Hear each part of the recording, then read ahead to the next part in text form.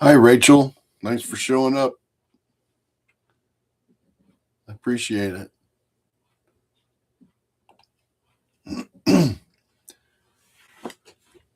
Maybe it's just going to be you and me tonight.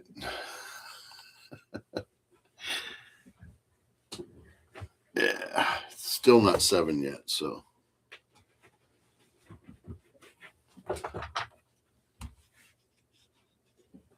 Oh, cool. Right on. Shauna, thank you for showing up. I appreciate it. Okay, well, I won't ask you to say anything then, but I'm glad we got the chat box up so we can chat throughout this live video here. So, hey, my brother Alan is here. He showed up good. Awesome. I'm glad to see you here, buddy.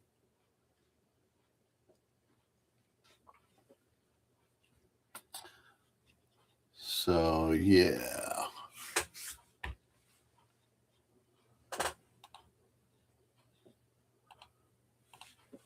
We'll get going here in a minute. Looks like Clyde is in the house. Hi, Clyde. How you doing, buddy? So, yeah. What brought you guys here tonight? What do you guys want to learn? This is primarily dodging and burning in Lightroom. So, I hope that maybe I can help you guys out and maybe give you some pointers about how I use it. I loved it. I love it since Adobe came up with the masks in Lightroom. I do less in Photoshop. I do more in Lightroom. So I will, depending on the photograph, I will take it into Lightroom or Photoshop for a couple things nowadays. But Lightroom is getting so capable of doing so much that we used to use Photoshop for. So, yeah. Cool. I want you guys to know I appreciate you showing up here today. Good job, Clyde. I appreciate everybody showing up. Hopefully, I'll get better at these live videos. But the photograph that we're going to process tonight is one of my favorites. It was a good day in the forest that day. It's a beautiful spot in the forest, and it's someplace that I like to go and just hang out.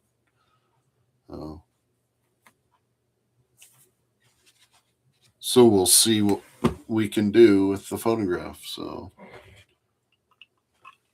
brought my Orange Crush. Don't want to drink too much. I'll have to go pee in the middle of the processing. I'm not promising that won't happen anyway, but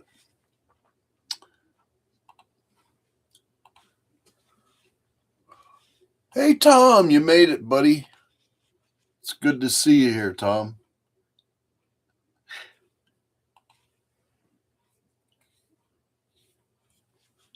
You could have been there that day. I appreciate it, Tom. Thank you very much. I've got, I broke my glasses, so I got readers. So if you see me really looking at things, it's because these readers are not quite where I should be with the screen. Maybe I can move the screen a little bit closer, but then the camera will be closer to my ugly mug. So, well, now, what do we have here? All right, let me see what time is it. 7:02. Right on. Well, like I said, I really appreciate you guys being here tonight. I'm going to try to do these, I think, every other Sunday, maybe. I'll try my best to I'm I'd hate to commit doing them every Sunday, but I'm really wanting to push myself to do these every Sunday night because I think that's the night that I've got less going on. Probably the same for everybody else. Uh, I think it'd be better. It's the end of the week. Everybody's kind of relaxing, getting ready to go to work the next day. So I don't know. We'll see how it all works out. Not only that, but if you guys have any suggestions about anything that I could do a video about or demonstrate with a live video, just let me know in the chat and I'll write it down. I'll keep it in mind and we'll do some according to what you guys want to do, okay? All right. Let me see here. Let me get this thing over here. Get this thing over here. All right. Now, let me see. I'm going to share my screen. Window. Boom. Okay. Can you guys see that? Color grading, Shauna. Okay. I'll write that one down. I'll write that down. What I do isn't complicated. It's pretty simple, and it might be because some people understand color science a lot more than I do. When I'm processing my photograph, I just usually let my artistic judgment go where it needs to go. So, but I will keep that in mind. So, hey, Vonnie, thank you. Thank you for showing up. So, matter of fact, I'm going to get a piece of paper and write this stuff down while I'm thinking about it, because if I rely on my brain to do it, my brain's going to say, no way, Jose. And my name's not Jose. Okay. All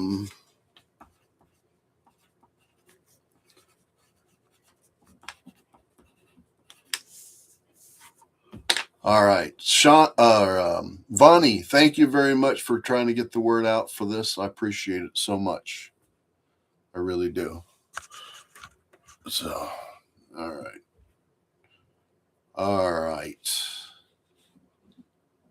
Okay. I'm going to reset this photo. If you guys can see Lightroom here, then we're going to go for it. We're going to play with this photo. Alan, did you ever do anything with your photos from here? Just curious. If you, I'm not sure if I remember seeing them come across Instagram or Lightroom or something like that.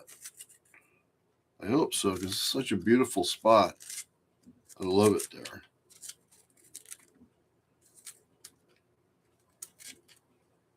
All right, sharpen my pencil. I love pencils. All right, I'm going to hit reset. We're going to start at the beginning for this photograph, okay? Oh, I see, Ellen. Yeah, I bet they look beautiful printed. And you got them hanging up in your living room or something? That's cool. Maybe I need to come over for a visit. Maybe. All right, you guys and gals, let me see here. Where are we going to start? I always start at the top. So first thing I do is I pay attention to my histogram. You can pay attention to your histogram all the way from creating the photograph all the way through to processing the photograph. So if you look at in the upper right hand side, you got a graphic representation of your exposure up there. So sometimes it comes in handy if you're trying to deal with the brightness of your photograph. And if you're clipping your highlights or something like that. Let me show you. I know I showed this in my last one, but let me show you this. If you click on here on the left side, that little gizmo there, if you got a place that's underexposed, let me see if I can, there we go. If you have an area that's underexposed, it shows you a blue, shows it in blue. So you can either click on it and it'll stay that way, or you can just hover over it and it'll show you. All right. All right. Now the same with the whites. If your whites are overexposed, let me see here. Let me get this. All right. Let me share. Let me try to simulate. All right. So you can see the red area there. That's overexposed. So if you're curious throughout the processing process about whether or not you're clipping your blacks or your whites, these little arrows up here come in handy. So, all right, let me reset this again. And on the histogram, you can see that even though I'm balanced to the left, it was a very dark scene. And I had some highlights that I did not want to clip. And so I made sure that my highlights came just to the right of the wall on the right side of the histogram. And that left some space right here for, whoops, hold on. Let me get this. Where is it? It's not going to turn into, maybe that's as big as it can be. Anyhow, I was going to try to make it bigger, but oh well. If I do this, it just makes it wider. I'll leave it right there. Anyway, if you can see on the left side, you can tell that the histogram doesn't go over to the wall on the left side. And if you look over to the right, it's coming just to the right side of the right side of the histogram. So that told me that I had all the information that I needed to do all the processing that I wanted to do. So, okay. First thing I usually do is I come through here, and if I have to adjust my exposure at all, I usually do it here.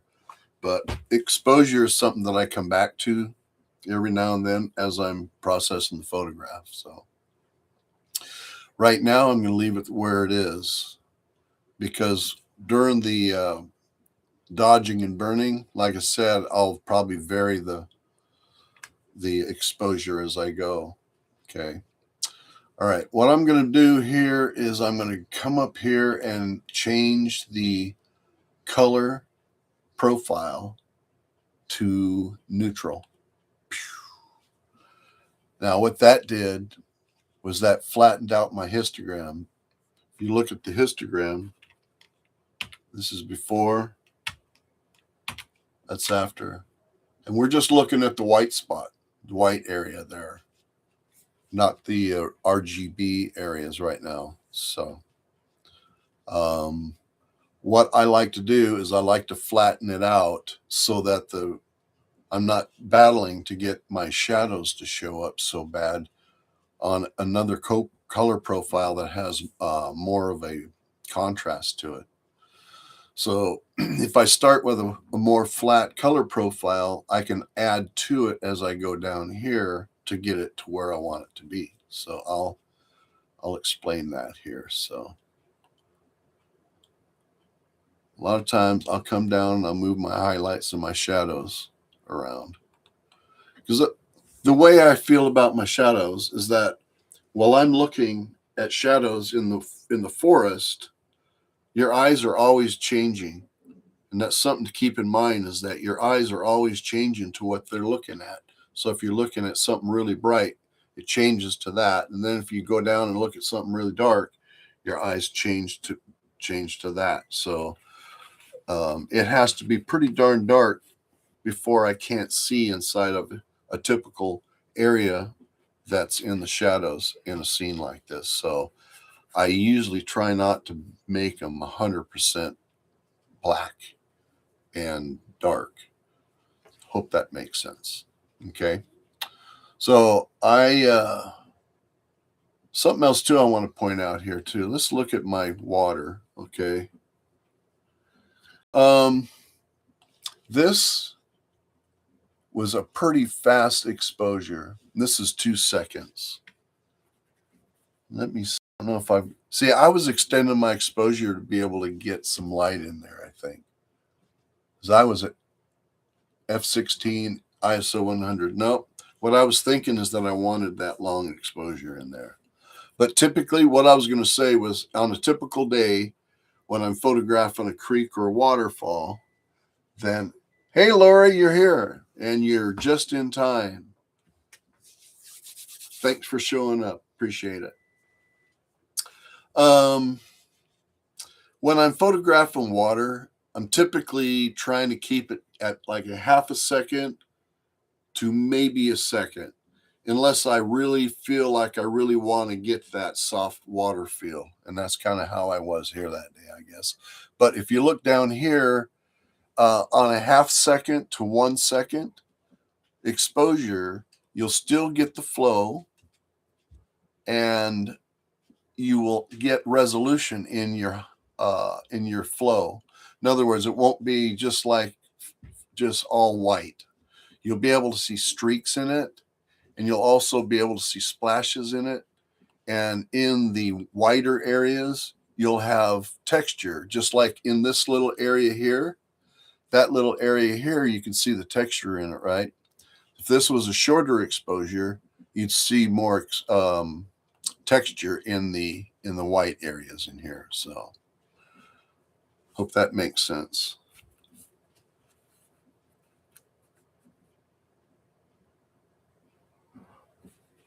Oh, to sharpen in Lightroom is down here in detail, right in here. So you got sharpening and whatnot down here. That's the only sharpening area that I know of, and that's the only one that I use, to be honest with you. So, okay. All right.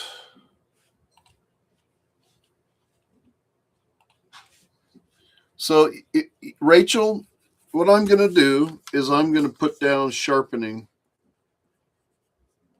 and go over sharpening one of these evenings in a live video. How's that sound? Because I have a couple different ways of going about it. And sharpening typically will depend on the photograph that I'm doing or processing. I wanted to point something else out while I'm thinking about it.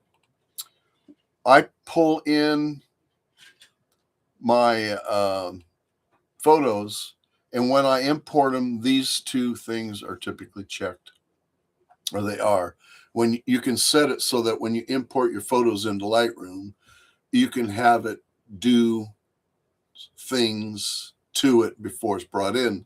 So there's things that you would do all the time. You have it do that as it's imported. So I always have chromatic aberration clicked no matter what photograph it is. And if you don't know what chromatic aberration is, it's usually the cyan and the magenta fringe on the edge of something that's typically an object that's against a brighter background, like maybe a tree against a bright sky. So this removes that, and that's something you really don't want in your photographs. So it's something that that you don't really see it until you understand what it is, and then you can't not see it. So you'll see it in your photos if you don't have that click and don't have it removed, and you'll see it in other people's photos if they don't have it clicked to remove chromatic aberration. So, all right, let me get back up here on the top. Lori, only thing that I've done here is I've kind of explained the histogram up here, and I've started with my basic module. I've changed my color profile from Adobe Color to Adobe Neutral, and I'm working my way down here. I skipped white balance. Let's talk about white balance. All right. Usually as shot is pretty darn close, but sometimes I'll just click through this here to see if there's something else that appeals to me. See if warming it up might make a difference or something. And then maybe choose one of these color profiles. I don't want this one too warm, but I want a little bit of warmth there. But I'm going to change the green further down. You'll see. All right. So right now, this is looking to me like it's a little dark. The greens were starting to get a little washed out in the details and stuff. So I'm bringing it down to make sure all the details there and nothing's being clipped no matter what it is. According to the histogram, it's not, but it looked to me with my eyes that it wasn't really working all that good for me. So, all right. Now, speaking of, let me see here. Where is it? All right. Whoops. All right. Speaking of sharpening, something that you can do to help your sharpening is come down here with clarity, and you can move the clarity slider around, and you can notice that your details will start getting a little bit sharper in there. It's the same with your texture. And you know something that I like to do when I'm messing with sliders, as I'll move them back and forth. I'll go all the way to the right, all the way to the left, just to see what they're doing. And then I'll find where I want to be somewhere around there. And typically with sliders like this, it's blah, blah, I can't talk. Normally just a very minor adjustment. So I'm going to do a little bit of clarity for the moss's sake and a little bit of texture. Okay. All right. I like nice focused moss. I'm a mossaholic. So, all right. Okay. Okay. So chose a neutral profile. My white balance is on auto. My temperature and everything is left alone for now, but I may come back and change that. My exposure, I'm going to leave that there for now. My shadows, I'm pulling my shadows up a little bit, my highlights down a little bit. And I'm pulling my highlights down a little bit to reveal some clarity and take away a little brightness in there, just so I can be able to show some of the texture that's in there. And if you notice, I'll go slow. You'll see how even when I photographed it, it was still a little white.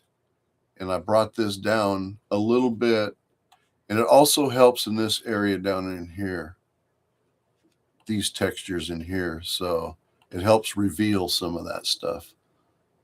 So let me bring this up again, and you'll notice, you see how the texture comes in. Okay. All right. Okay. Texture, clarity. Now let's mess with the tone curve. Okay. All right. And this is where I typically will recover what I was missing when I changed it to a neutral color profile. You'll notice that it really flattened out a lot, and I will recover a lot of that in here. And I like the tone curve because, I will do global adjustments in here to get me there, but I like to use the tone curve for minor adjustments, to be able to just do minor adjustments. And, typically when I'm doing a tone curve adjustment, it will typically bring a little bit more brightness into the highlights. And I'm not sure if you'll notice it, but it's just slight, just enough to make it up.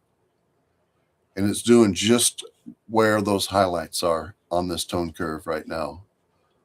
All right. Another thing I might like to do, not do it here, but maybe, is let me find another dark place here. Let me work on it here. See, there's a little white. I like that little pour off in there. You see if I can pull some darkness out without making it. Yeah. No, I'm gonna leave it like that for now. All right, we messed with the detail. We didn't mess with the detail. We're gonna leave that alone for the moment. Okay. Lens blur. I don't use effects. Okay. What I'm gonna do now is that if you look at the here, let me bring it in. Let me see. Let me find it here. If you look at if you look at the finished one, let me see. You'll notice that I've got quite a vignette on it, you know, and it gets a little dark. All right. But the first thing I'd like to do is put a vignette in here. Now, if you've ever heard me talk about vignettes before, I will, you'll hear me say, to create a vignette and then walk away from it. A reason I went over to the white side, because it helps me see where my midpoint and my roundness is. It's just something that I do in the feathering here, because I'm able to see it in the white, but I don't do white vignettes. So then I'm going to pull it down here and then pull that vignette into the photograph. Okay. Hope that makes sense. Let me bring you guys back up again here to see what's going on. All right. I can see you guys have fallen asleep, so that's okay. I understand. All right, where is me? Okay, now we're going to start doing, now that I've gotten where I'm wanting to be, maybe I'll come down here in the calibration and put a little green in the moss, okay? But not very much. That's too much. See, minor adjustments, because it was kind of yellow, all right? And I like some greeny moss, so I'll come down into this calibration module to affect my colors if I want to. All right. And you'll notice that I haven't done any saturation or anything on my photos, or this photo as I go. All right. I think I've got it to a point now where we can start doing a little bit of zonal adjustments here. Okay. Some dodging and burning, if you'd like to call it that. My favorite one is over here. It's called the radial gradient. I like it because you can kind of do a lot with it. So if I wanted to affect this little area down here, I can use this to feather it. Okay, if you look, you see the red that's put there so you can see how it's shaped, how its gradient, how soft the gradient is. I can pull it down here. I can come over here and I can just pull up a little bit of exposure there in the corner.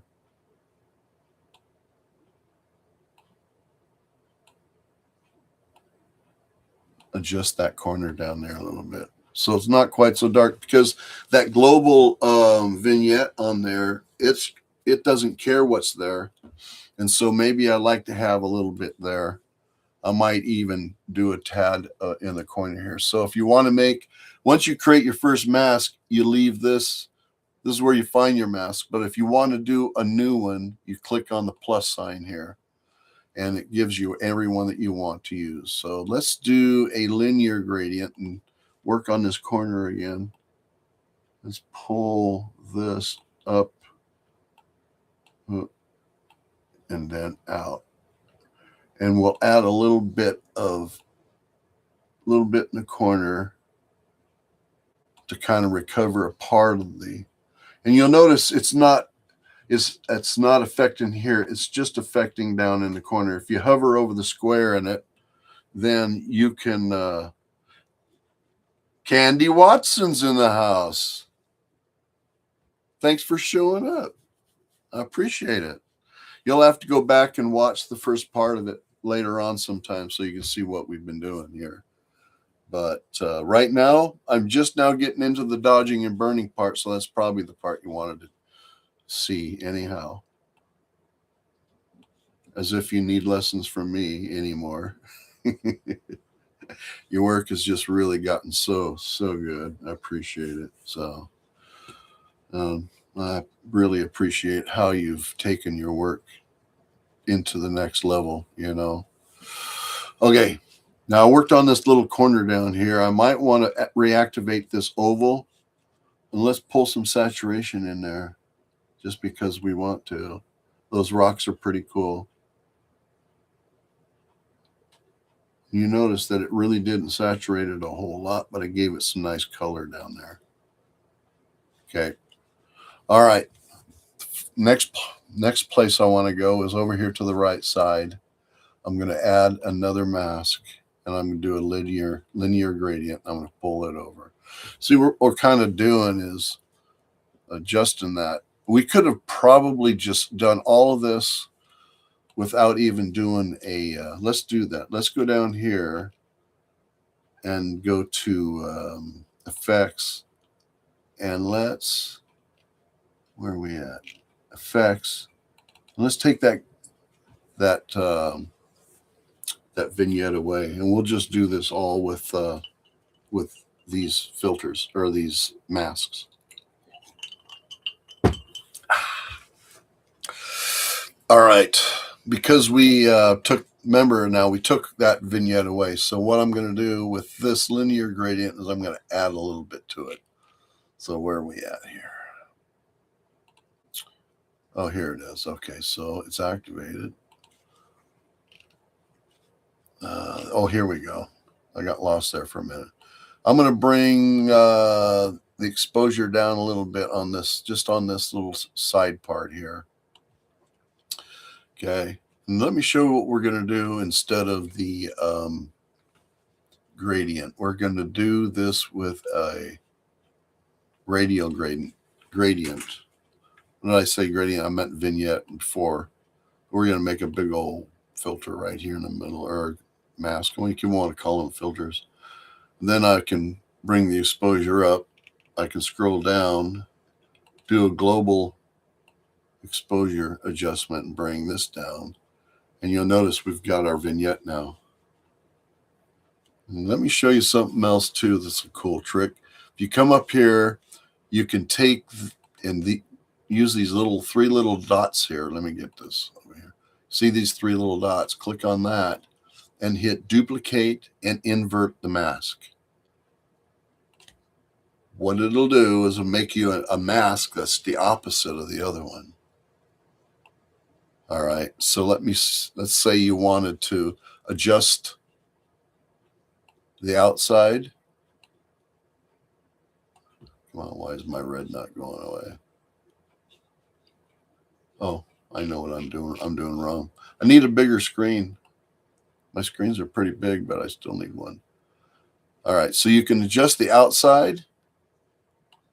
You click on this, you can adjust the inside. So that's kind of a cool little trick. So, all right.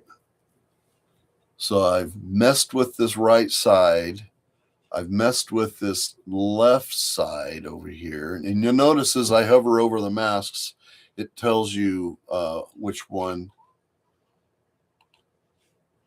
that I'm messing with. That one's still activated. So let me do this. There we go. Okay, let me get back into the masks. Now I can come over and hover over each one. It'll tell you where it's at in red, okay? Then this one, and then that one. Okay, so now we've kind of got a vignette. We've controlled it in this corner. I might want to add a little bit more now that we've taken the other vignette away. Just right there in that corner. Maybe pull the shadows down a little bit. There we go. And this is all according to your artistic eye. Okay. Let me see. This is the outside filter, or I want to call them filters. The outside mask. So I'm going to pull this back down again a little bit. What I'm doing is I'm looking at my foreground right now. I'm not looking at my background yet. We're going to handle that in a second because there's going to be quite a bit we're going to do with that. So look at all this stuff that we've been doing here. This is pretty cool, huh? All right, I want to click on this one, and I want to come down here and we'll pull some shadows up a little bit on this one. Highlights. Exposure a little bit. All right, this side over here is telling me it needs to be darkened, but I don't want to do the whole vignette. I just want to do this side. So how am I going to do this? I'm going to come down here. I'm going to do a radial gradient. And I'm going to pull it over here. I want to increase my fade a little bit, pull it into this corner, and then bring this side down a little bit. Remember, you can pull it way back and forth just so you can see what's going on there if you want. But a good way to do that sometimes is just to come up and hover over the mask and you'll see where it is. So I want to bring this down. I also want to bring it over a little bit more. Bring this down just a hair. All right, we're working our way up. Okay, so now we're going to get to the top of the photograph and we're going to handle this background back here. Okay, so we got some cool trees and stuff. But let me tell you something about focusing. If you don't want to focus stack, but you still want to get a decent focus from your foreground to your background, don't hesitate to stop down. I stopped down to F16 on this one so that I could increase my depth of field. And then, of course, I'm on a tripod here. I will focus to the far distance. So I'll focus to infinity on my lens. And you know how when you focus to infinity on your lens, your foreground gets fuzzy, right? So I like to bring my live view up. And then people that have a electronic viewfinder, I think that's what they call them, you can look in there and I believe you can increase it and move it around just like you can on the back of a digital SLR. But I'm still using D850, so I will zoom in on my preview screen as I'm adjusting my focus. I'll look in on my preview screen at, like, it would be this corner, this rock here, or these ferns over here to the right hand corner, something that's as close as to my lens. I should say something that's closest to my lens. Okay, stick with me here. You guys will understand here in a second, I'm sure. So I focused to infinity. It's made that rock in the foreground fuzzy. So then I'll pull it back from infinity and just until that rock comes into focus and stop right there.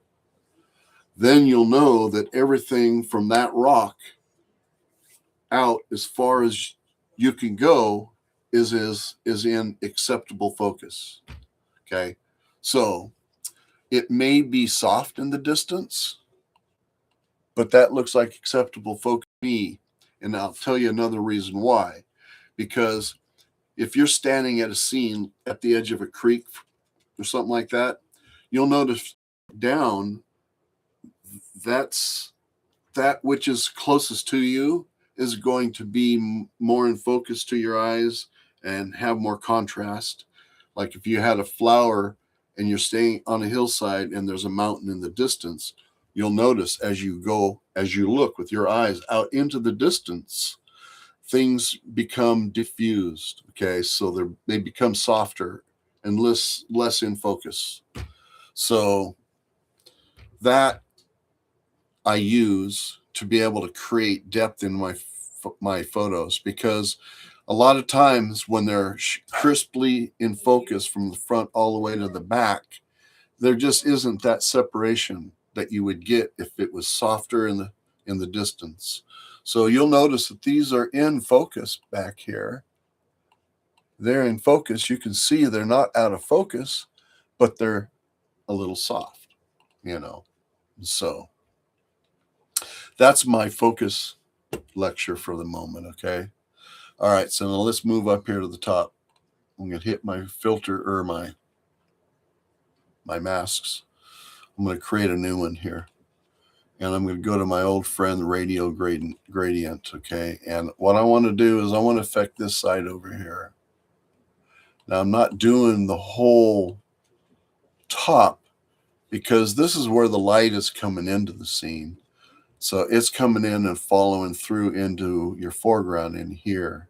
So I want it separate from this part of the forest because this, if you look, is it's a darker side of the forest over here than here. So I'm going to affect the light that's coming into the scene with this radial gradient, okay? So let's pull a little bit of light in, okay? Another thing that helps create depth in your photos is going from the dark out into the light, okay? So I'm going to pull the highlights up a little bit in this one, okay?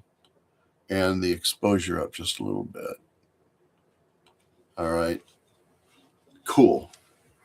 Now the next thing I want to do is I want to get a radial gradient. I want to pull it up into this area up here.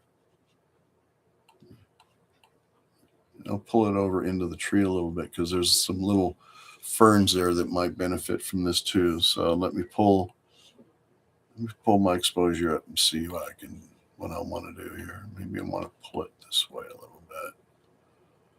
Okay. And something else too is the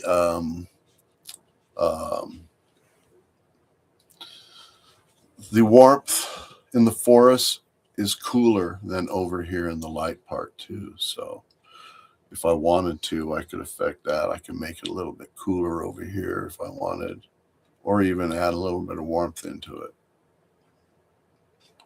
Okay. All right. Okay, our outside. I want to dink with that a little bit. Because if you remember the original one, let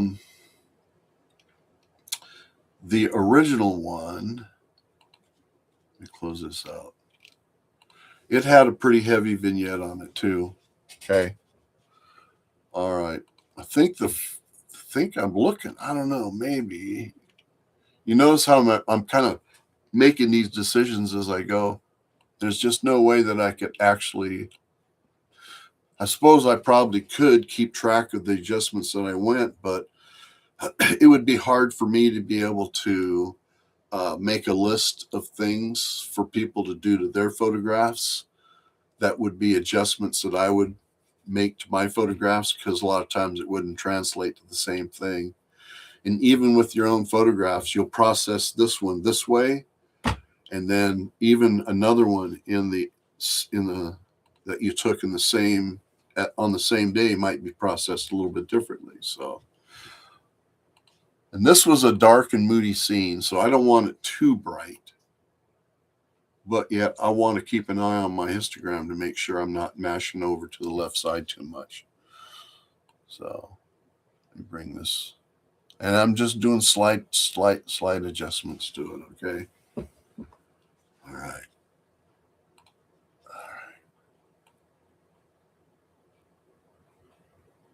Bring that vignette in a little bit more. So now I'm going to go back up here to these masks, and I'm going to bring the exposure up just a little bit to kind of counter what I was doing with that vignette on the outside. And you'll notice how I've lightened this up here. And I'll even overlap it with this one a little bit maybe, but pull my highlights down a little bit. There we go. Okay. All right.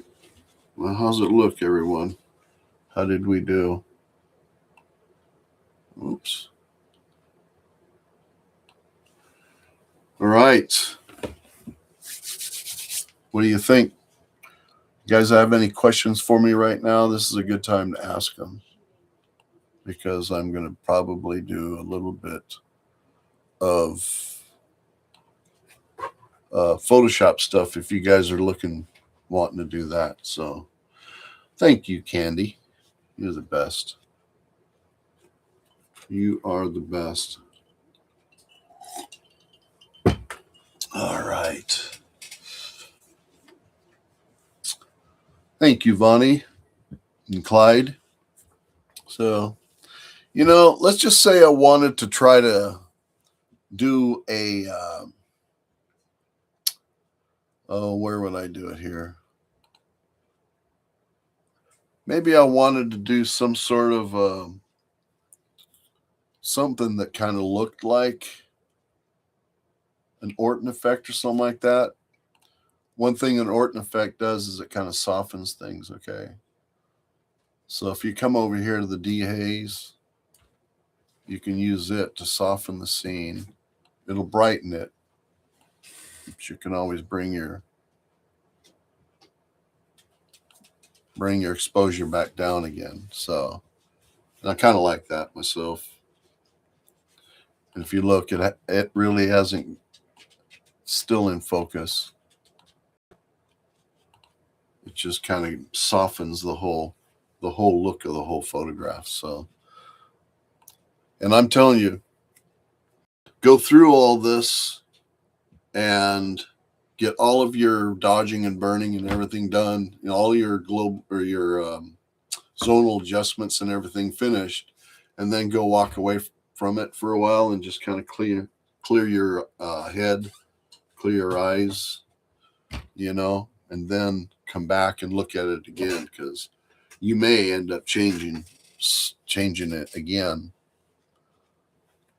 Matter of fact, I might be doing that too.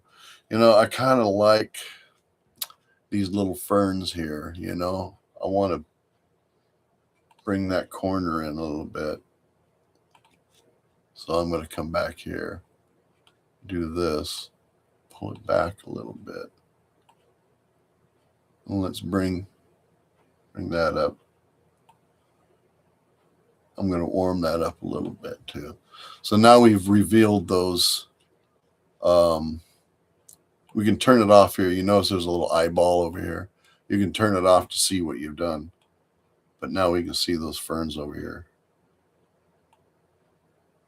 Let's see if there's anything else I want to do. Yeah, let's come over here. Let's do a radial gradient and put that over these ferns over here. How's that sound? Maybe we can make them stick out a little bit better. There. Pretty cool, huh? Took you a while to learn these masks, Candy? Is that what you're referring to? I can see a certain amount of learning curve or practice for these, but I love the way they did them. It's really, walking away and coming back to it. Yeah. And I've been teaching that for a long time, because even before we were able to do these masks in Photoshop or Lightroom, I always would tell people, vignette your photograph, walk away, come back and look at it again. And 9 times out of 10, you're probably going to decrease the amount of vignette that you've given it. You want your vignette to be able to direct the viewer's eyes into the scene, but you don't want it to be seen. In other words, you don't want to overdo it. You want it to work, but you don't want it to be a part of the photograph. So, you can use your vignette to pull people's eyes into the scene. And this one here, people want to kind of go towards the center of this one. So a vignette is really good for this scene. So, all right. Okay. So let me see here if I'm ready to go or not with this.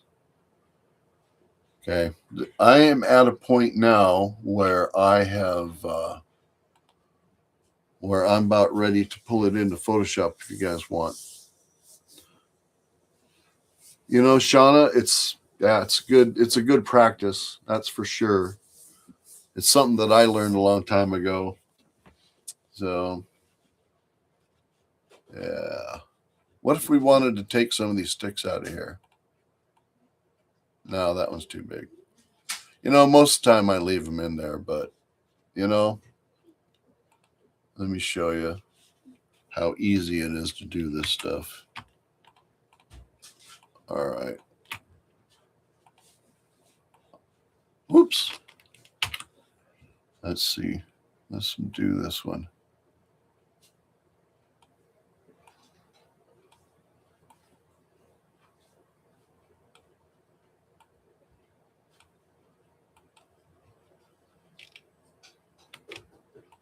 Might do this one too, just for shits and giggles. Let's do this one too.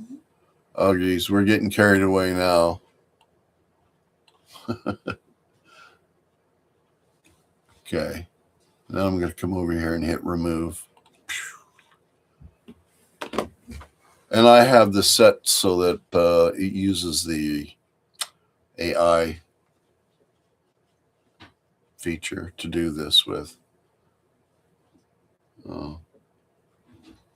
You know, processing your photographs should be kind of like painting your picture, you know, painting a picture or something. This should be where you become creative with what you do with your photography. So, yeah, so they went away. All right. Okay. Let's pull this into Photoshop. You guys got a little bit more time? We'll pull this into Photoshop and mess with it. What time is it? Yeah. We've been doing this for almost an hour. Holy macaroni. All right. Let's go right click, edit in Adobe Photoshop. I'm using the latest Photoshop because I got the cloud, whatever it is. Oh, where you at? Oh, yeah, there you are. Let me move this down here. Hey, we're in Photoshop. I always duplicate my layers just for the heck of it. Okay. All right. Let me see. What do I want to do? Sometimes I'll make a few more adjustments in here.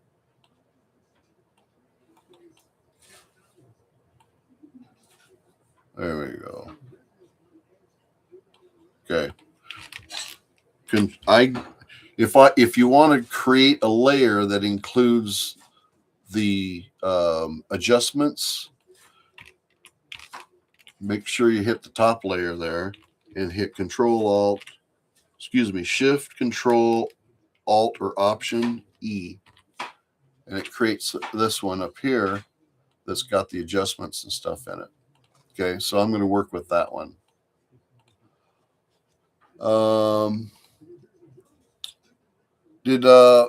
Let me see.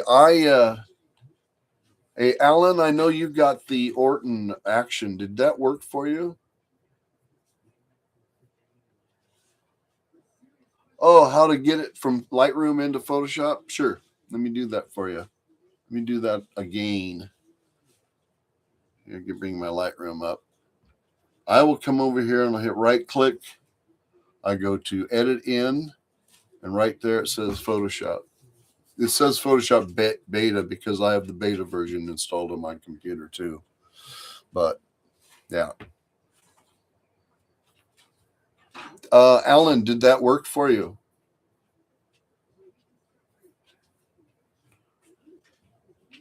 Going into Lightroom from Photoshop. Oh, going from Lightroom to Photoshop. Is that what you're saying?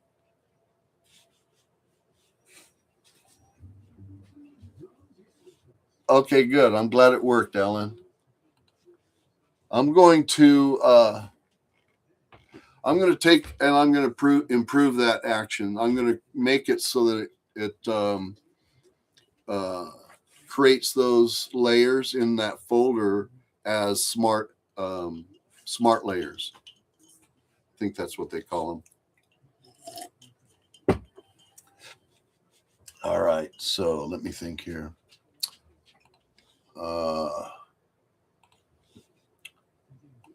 So Rachel, were you talking about going from Lightroom into Photoshop, or from Photoshop into Lightroom? Lay it on me. I'll show you how it's done. Good. All right, I'm going to go ahead and do this. And get back into Photoshop. All right. Pretty cool, man. Okay, now where did I go? Oh, yeah, I did a curves adjustment here. What I want to do is show you my Orton action. And I suppose I can, here, let me see. This is an action that I've created myself, and it creates a Orton effect it's something that I use. So I'm going to click on that. And you'll see how it helped with the, hold on, let me see. That's my light layer. And you notice that there's not a whole lot of light in the shot. So the light layer may be a little bit non-effective. The dark layer, you may want to back it down a little bit.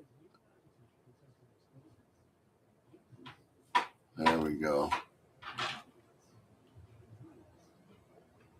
Oh, why do I go to Photoshop afterwards? You don't have to. You don't have to go into Photoshop. This is just in addition. Lightroom, that's what I'd end up with. And that'd be my finished photograph. I'm just doing a little bit extra in Photoshop. So, okay, this is Lightroom, and this is Photoshop. Can you see Photoshop now, Ellen?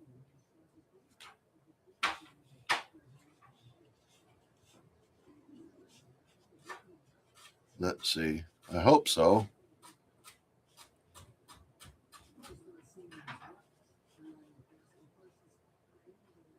Still Lightroom. Okay. Okay.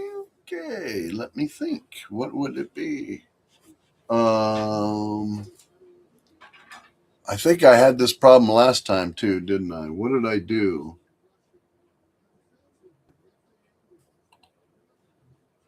I think this is it. Is that Photoshop now? Give me a thumbs up if it is. Hopefully it is.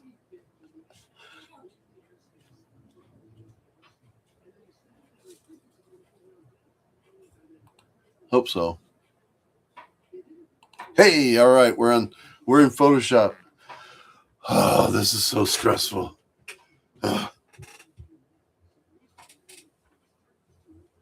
Hazel must be in the other room. Otherwise, I was going to put her up on my lap for you. The reason that I do this is because it gives my photos a little bit more of my own signature look. You see, when I first started, we didn't have Lightroom. We just had Adobe Camera Raw, and even in Adobe Camera Raw, we didn't have a whole heck of a lot of adjustments. And so I did most of my stuff in Photoshop. And so these days, I still have a few things that I like to do in Photoshop. And one of them is this Orton effect. I'm unable to do the Orton effect in Lightroom the way that I can here. So I guess a simple answer to that question is that Photoshop will do a couple things that Lightroom won't. And one of them is to allow me to do this Orton effect in here. That's my primary purpose for doing it, to be honest with you. but you don't need to do the Orton effect. And I'll tell you something.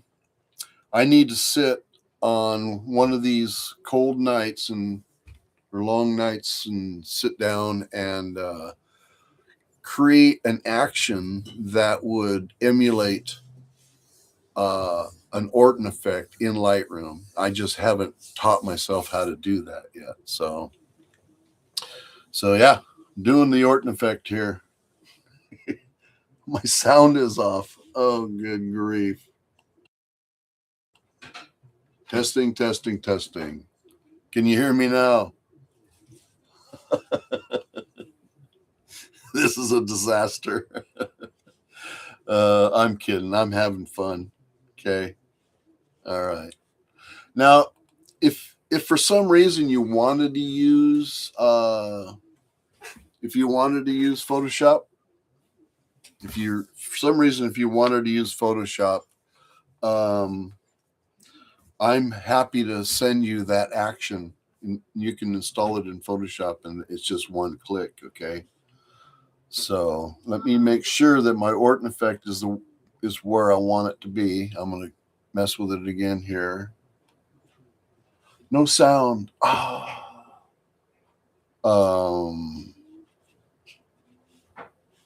Do do do do do do.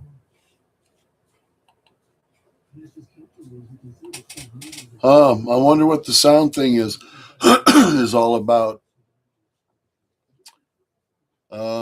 If you can hear me, if somebody can hear me. Oh, you can hear me. Shauna's not hearing me.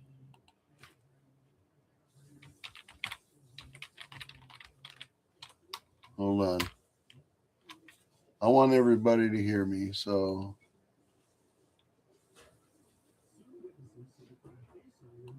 okay.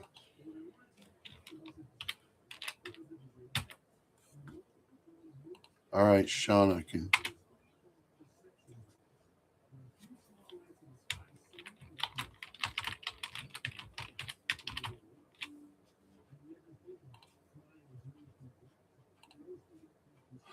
All right. I'm going to assume that Shauna's got a problem with her speakers. Some people don't have sound, some people do. Interesting. Hold on a second. Let me stop sharing and let me see if that helped. Can you hear me now? Huh. Interesting. Can you hear me now, Clyde?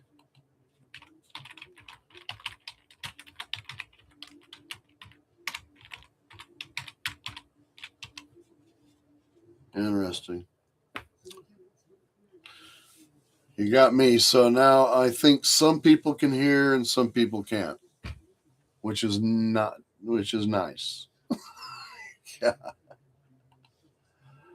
All right. So Vonnie can hear me and Alan can hear me.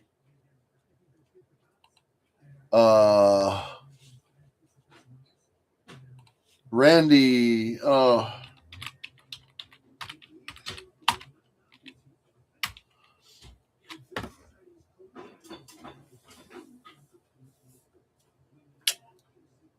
I wonder if it's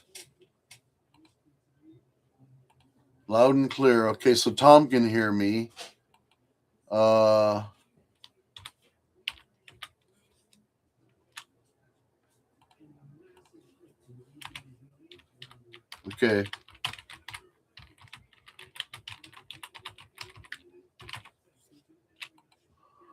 All right. This is interesting. I wish we had some sort of a resolution for the sound problem, but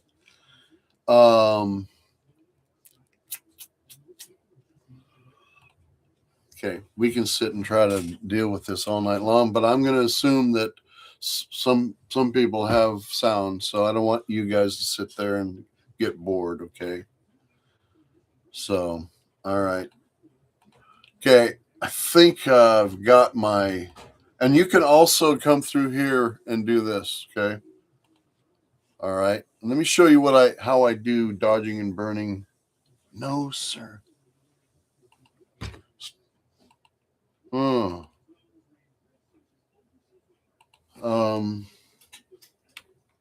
Have you shared your mic with YouTube?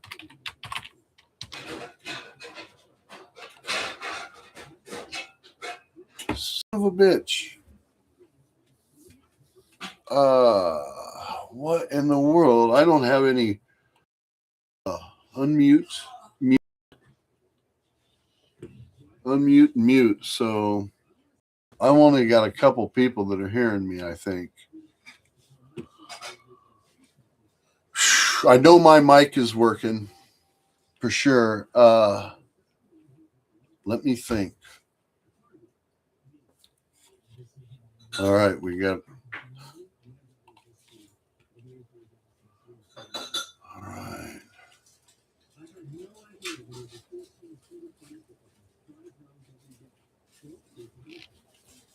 Okay. I'm amazed. So, Alaska Gold Hunter got sound. I want to go gold hunting next time I go to Alaska. Could it be iPads? I don't know. It could be.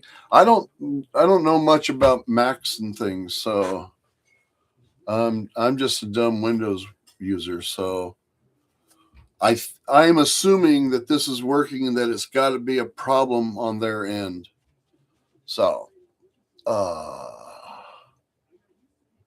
let me think for a second. I don't think there's a whole lot I can do, but let me see if there's anything I can do. Anyone? Live reactions, cancel. No, there's nothing I can do. So, well, dang. World dang. All right, let's move on to this Orton effect here. Let me think. I was gonna show you how to do some dodging and burning in Photoshop. I'm Chrome browser watching this live and hear all the sounds. So you're hearing the sound. You're on Chrome watching it live and hearing it sound. Okay, good. I'm glad you're hearing it. All right, let me put this. Chrome browser sound is fine. Okay. What are you folks who aren't? Sorry about this, you guys. I want to see if I can figure this out. We're using to watch.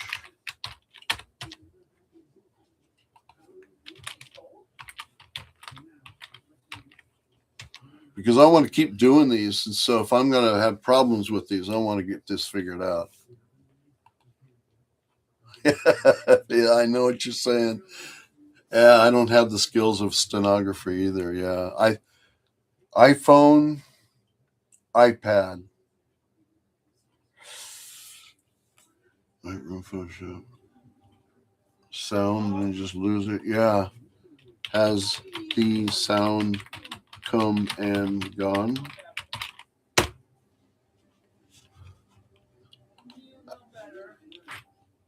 All right. So those of you that can hear me, I have a 50% gray layer action too here. So what I like to do is create a 50% gray layer. And an easy way to do that is to go down here to create a layer and hit Alt or Option and then bring this box up here. Mention that we were in Lightroom screen. Okay. Dell PC with Chrome. It's got to be with the sharing or something here. Also share audio. Also share tab audio. Okay. Share. Can you guys hear me now?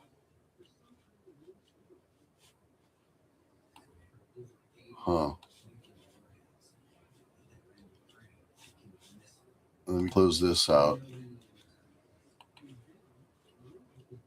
You guys are seeing my face right now, I think, aren't you? Dell with Chrome, Dell PC. So it's not, we can't blame it on the Macs. So let me think here. Microphone, unmute.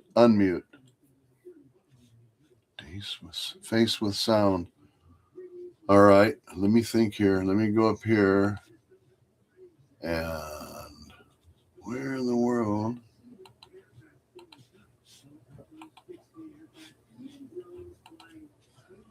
Can you hear me now? Let me see here. 20, this file explorer. Let me bring Lightroom back up again. Share. Can you hear me now? Is Lightroom up there? Okay. It's a good thing that I don't get frustrated easy. Darlene didn't hear that. Okay, good. That's the Lightroom screen. Let me bring the Photoshop screen up. Did Photoshop come up for you guys? It's still Lightroom, isn't it? Okay. I'll figure this stuff out. Window. That one. Share. Okay, now it should be Photoshop. And I'm hoping you can hear me. Maybe. Still can't.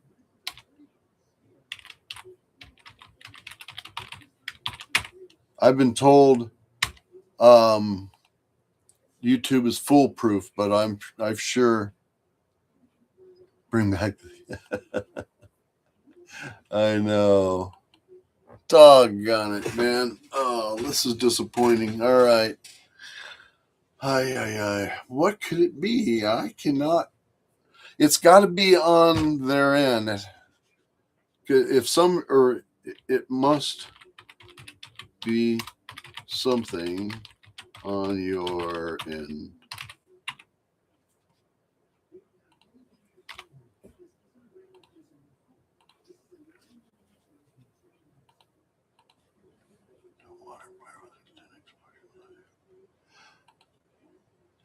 Yeah, the way to get that water flow like that is to lower your ISO all the way down, raise your or stop down your aperture, and then extend your shutter. If you can't get a long enough shutter using that method, then you need to put I always use a polarizer, and I have a polarizer that's dark, so it buys me a couple stops of light.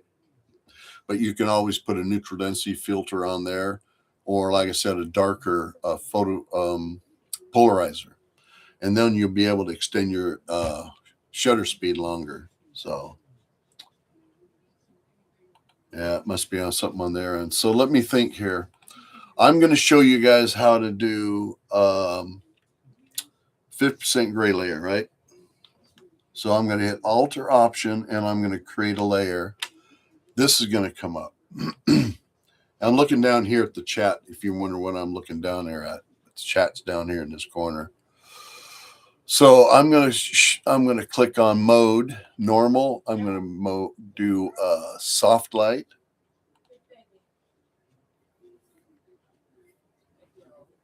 I hope it's on the replay. I hope much that it's on the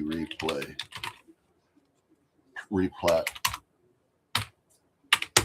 I don't type so bad for somebody that uses a thumb. Okay, so we're choosing soft light.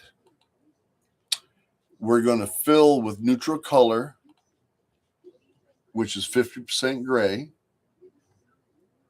Clyde's working. And then I'm going to hit OK. Now I've got a 50% gray layer. I put it on the wrong layer. I need it above the Orton layer. Okay. So I might even want to make a, no, I'm going to leave it there. So now that I've got a 50% gray layer, I can paint the heck all over it. So I like to use the paintbrush in Photoshop when I'm doing dodging and burning. Okay. Now let's just say I want to make something dark. I make sure that my paintbrush is black. If I want to make something lighter, I make sure it's white. I can also sample colors inside of here too. So if I hit my eyedropper, I can sample maybe a color here.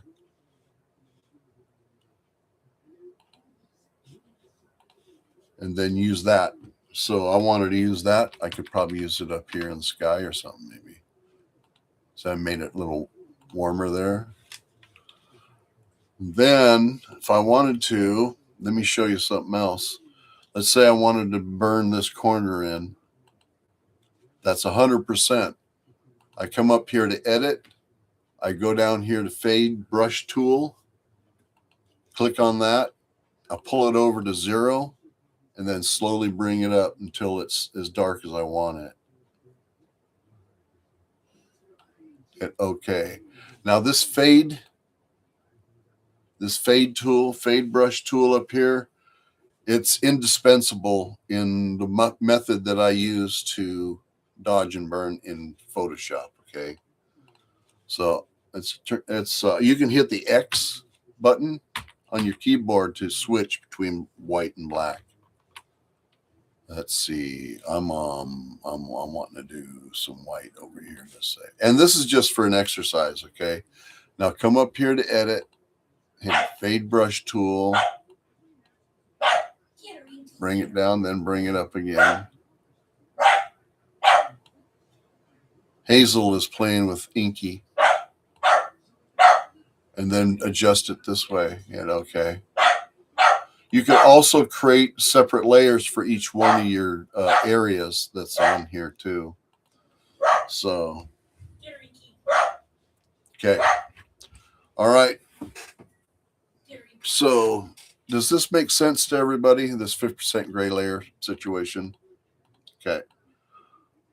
I'm not going to do that. But what I am going to do is I'm going to keep my Orton effect. And I'm going to hit layer, flatten image. I'm going to hit, where is it? I got a bunch of stuff open up here too. Okay. I'm going to close it. This whole sound thing has kind of got me off my game here. So I want to hit yes. So I'm going to hit close, hit yes, and it will save the, you see the processes down here. It'll save that photo. Let me bring Lightroom back up again. Come on. Lightroom. This is a pain in the keister, I'm telling you. Share. Now we got Lightroom back up in. Yeah, good. What a pain in the butt. All right, so now we've got the file Parker. Right on. Let's see. Okay, Alan. Take care, buddy. I appreciate it. Parkdale. Oh, you were talking about the barn. Yeah, that's down in the lower valley a little bit, but yeah, you got the right valley for sure. Okay, so you'll notice that this photo here has all of the adjustments that I made in Photoshop in it. So if for some reason we wanted to, we can come in here and do some more adjustments to it if we want, because maybe things have changed a little bit. So this corner up here, I'm going to bring this up a little bit more, give it more light up here. There we go. I'm going to make another one over here. I'm going to do another radial gradient over in this forest because I really want to be able to see a little bit, at least a little bit up there. There we go. Right on. Then I'll go to my global adjustments and maybe bring my shadows up a little bit. Just a hair. Bring the exposure down a little bit, but there we go. Whew.